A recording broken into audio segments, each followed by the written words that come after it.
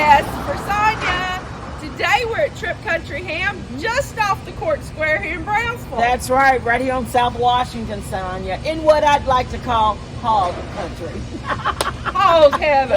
That's it, yeah. Excited to be here and to hear the story of Tripp Country Ham. You ready to go in? I'm ready to go. Y'all come on!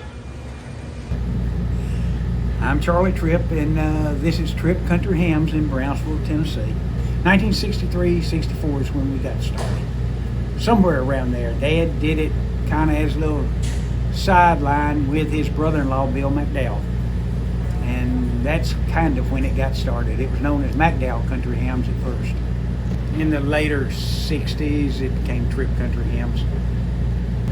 I guess basically Dad bought his brother-in-law part out, but they were still, Dad was just kind of doing it on the sideline because he was a Methodist minister. That country ham was kind of getting started where it was off the farm, and there were some people starting to do it commercially. But that seems to be when something of that nature was getting started around here. It was all right here where it is, always been here. It was just, these are actually 5 separate buildings fronting South Washington. It was the second or one of the 5. Now we use all the whole block. After Judy and I married, we bought what little there was here from Dad we married in 77, so actually maybe a couple of years after that. We take fresh hams by the truckload, 18-wheeler load, which is about 2,000 fresh hams. We will salt them down, that's what we call, rub the cure mix on them by hand. And they're in a cooler, which is like wintertime, and we actually cure it the old-fashioned way, like people used to do on the farm. We'll age them. The aging rooms are 80 degrees. That's like a hot summer day. They'll stay in there a month. And then we'll even smoke them, and then we'll slice them up, process it, slice them up, package the slices, and deliver to stores or the food service distributors or around. We'll go through about 30,000 hams a year. At one time we went through 50,000 a year, but people don't use whole hams, especially holiday season. The younger generation don't know how to cook a whole ham. And family meals are getting ready to eat or prepared, and not like you and I probably knew family meals. That's not done that much anymore. So the whole ham sales are changing, but it's more packaged sliced product where it's just ready to go on and cook. And even we don't do any already cooked ready to eat product, but there's even some doing it, but it's more of a sliced packaged product now than it is a whole country ham sale as compared to 30 years ago. I mean, and it's a hand physical process. There's no automation to the old-fashioned way. It's just the old-fashioned way, like people used to kill hogs in the wintertime, and they would salt them down in the barn. You did it in January, and come springtime you'd wash them off, hang them up in the smokehouse.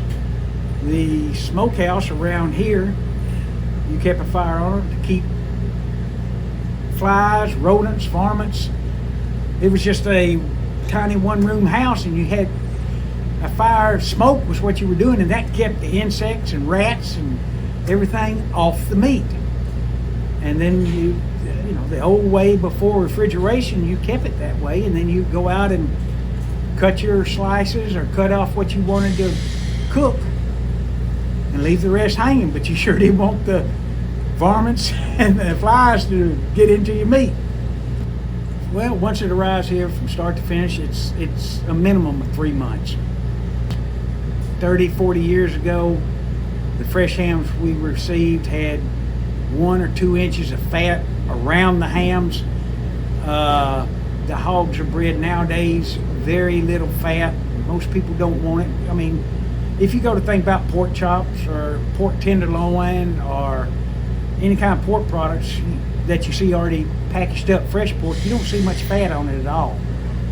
I mean, on country ham, the fat would help with the aging process and keep the ham, the lean meat ham, much moister.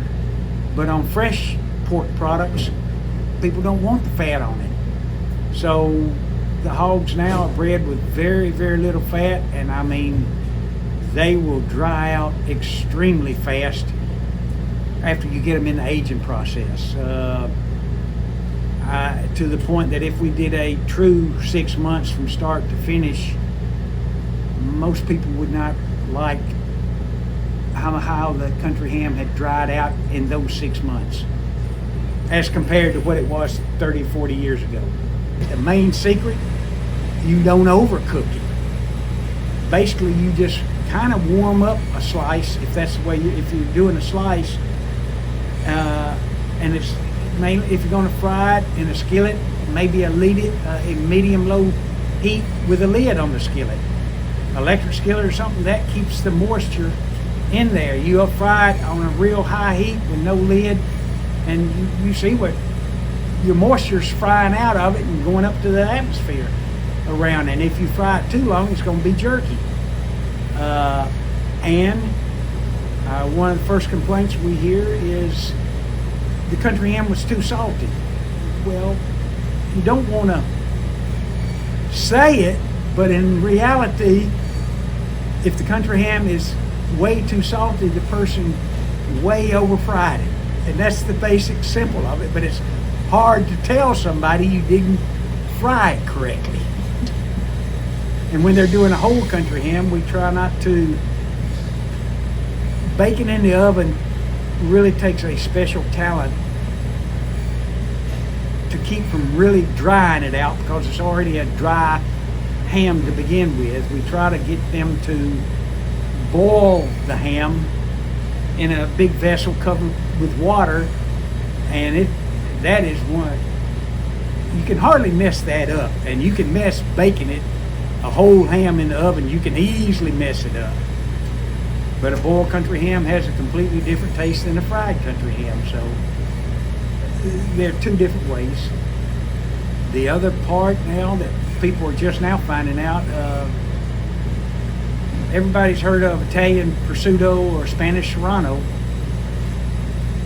They are exactly the same thing as what in the United States calls a country ham. You can take a country ham, and if you want to shave it with a super sharp knife, just paper thin, it's going to be as good or better than the prosciutto from Italy. Just a boneless center section of country ham. And it is the bone out of it, it's skinned. There's really no outside fat around it. And these chefs are taking it and putting it on a bacon slicer and slicing it paper thin. And in some of these really high-end restaurants, they are using it just like prosciutto. We ship from mail order from our website that people call and order up. You can't order it on the website, but everything is listed on the website. But our majority of what we do is from the whole ham. We slice and different arrangements of packages, even biscuit slices, and they are put in vacuum sealed pouches. You'll see them around almost every Walmart and Kroger in West Tennessee, North Mississippi, almost every independent grocery store. We've won a lot of first place national championships in country ham contests. It's just, to make a good country ham, it takes time. You don't push it through the process. You let it do its thing in its own time. Well, Sonia, what do you think? It is so interesting to learn the history of Tripp Country Ham, that it's been in the same building its whole existence. Yeah. It's a family operation. Yes. It's, and I love country ham. I do too, especially with some warm biscuits. Hot butter biscuits, should I say. You know what?